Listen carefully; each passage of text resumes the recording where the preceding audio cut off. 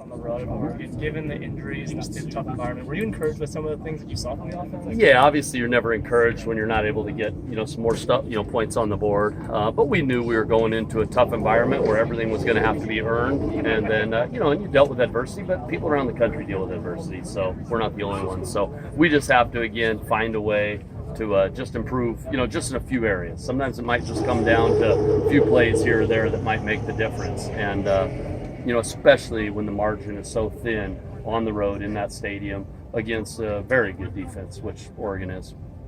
How did missing the 2 field goals materially impact how Oregon attacked you guys? How did it change the game situation? I don't know. I mean, I think it played out similar. I mean, I don't think they would have played us any differently defensively. Maybe at the very end, had it not been 2 scores and it was 1 score, but at the same time, I mean, shoot. I mean, guys are gonna, we've had guys make huge field goals for us, throughout this season. So things are going to happen that way. It's in my opinion, it's our job to get the ball in the end zone, not to be mad if a field goal or 2 didn't go in. I mean, that's the way we got to look at it. It's our opportunity to score, and we got to get the ball in the end zone.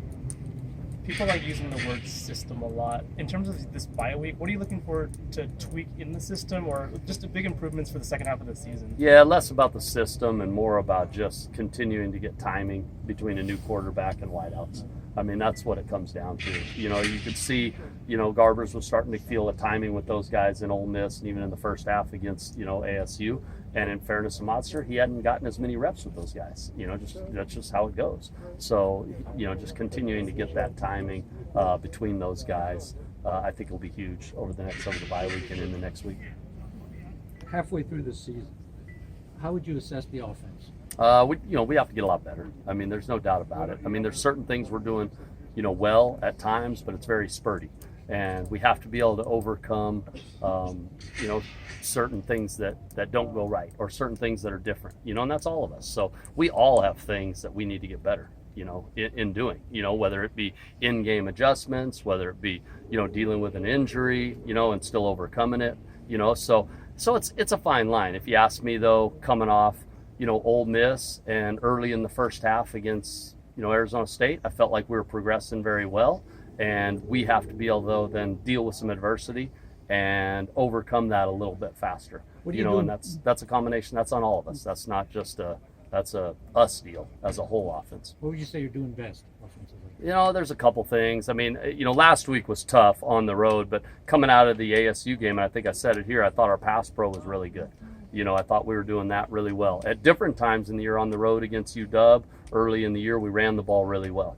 And, and that needs to, but it's been kind of one of those things where then all of a sudden we go on the road against Ole Miss, and really in the first half against ASU, and we were throwing the ball really well, in terms of timing and completion percentage and moving the football. We just have to, the thing we have to do is take the little spurts in which we've done certain things well, second half against UW or first quarter against North Texas, or, the entirety of Ole Miss or early on against ASU, but be able to put that together week in and week out. And that just comes with timing and continue to work that.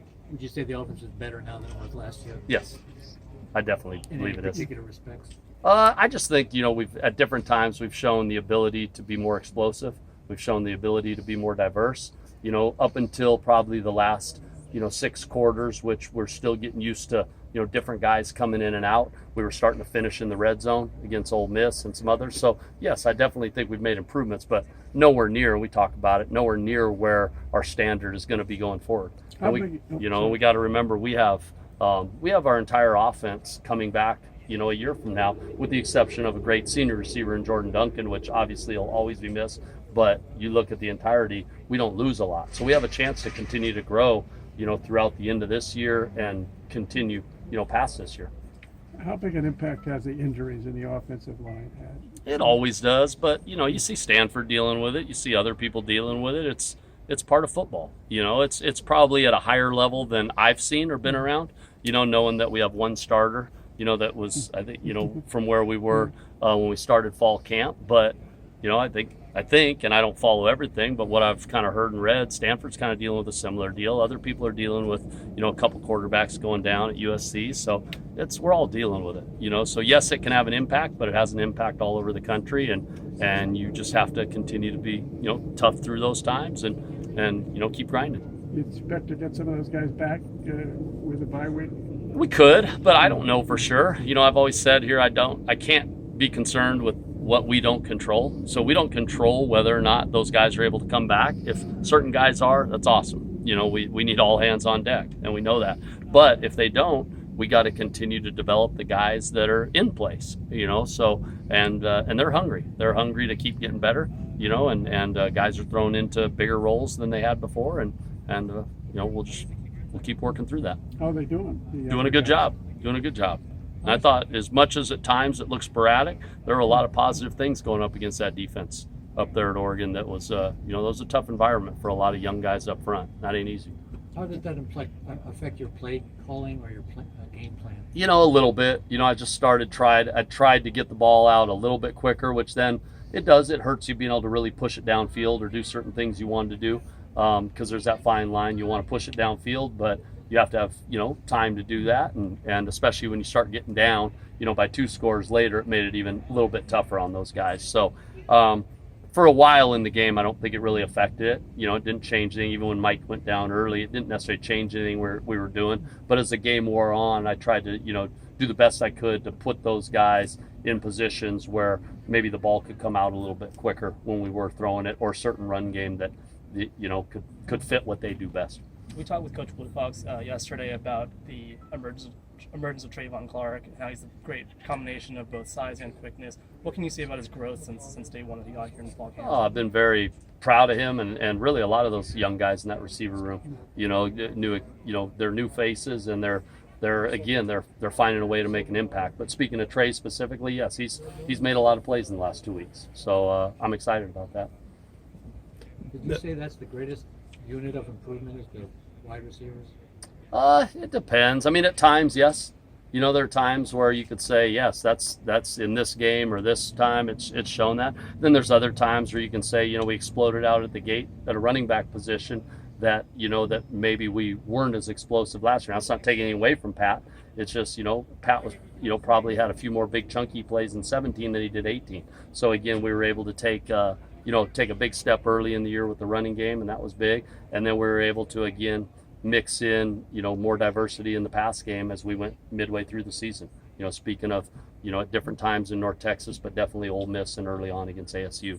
So at times, yes, I would say that, but I don't want to take away from other groups on the field that I think have made huge strides too. Coming off the ASU game, I said the thing was at the highest standard was what the O-line did in pass pro. And we talked about that as a group, so there have been a lot of, it's just piecing it all together, for those 4 quarters.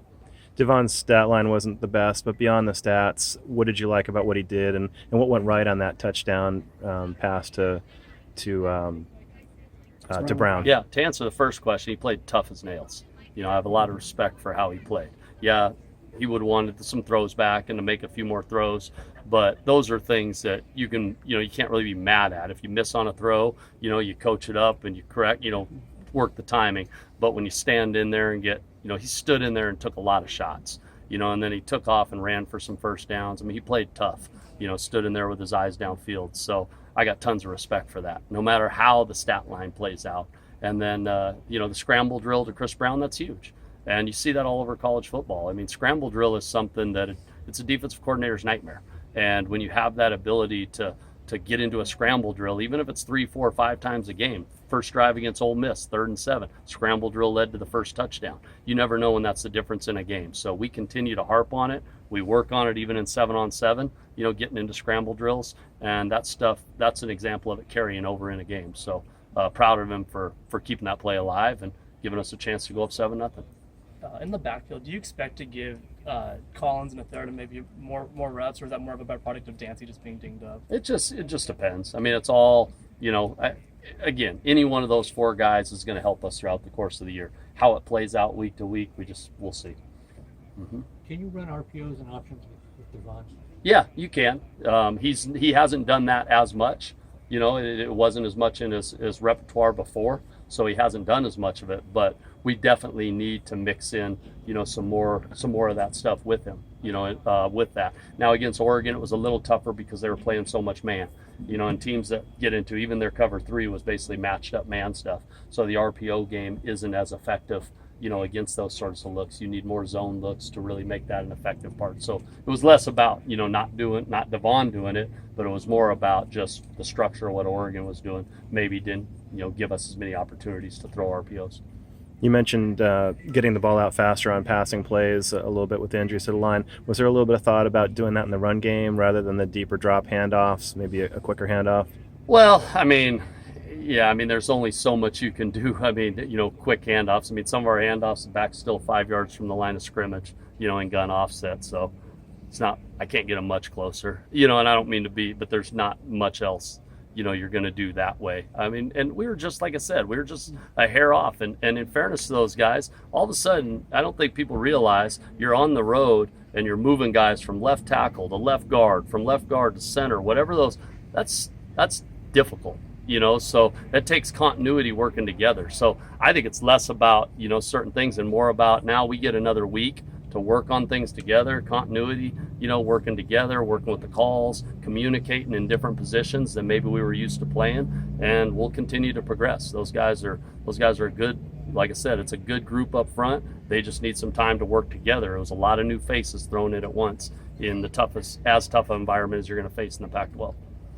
All those linemen are important, but the center, Mike's the fellow, is that like the person you can least afford to lose? No, I don't want to say that just because they're all important. And it's, and Cindric did a great job. Comes in and steps in. He's prepared for that. He practices it. So it's like any other position. Everyone's important on the field. And when you lose someone, it's just a matter of okay, who's up?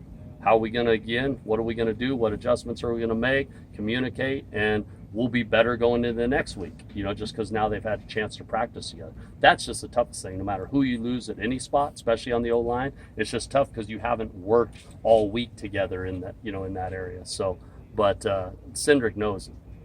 He knows the entire offense. So there's no issue with that part of the situation. It's just hard because you've lost another starting O-lineman. That's what it comes down to. So it's difficult because guys are getting shuffled around and moved around rather than playing in their natural position that they've done all week. All right.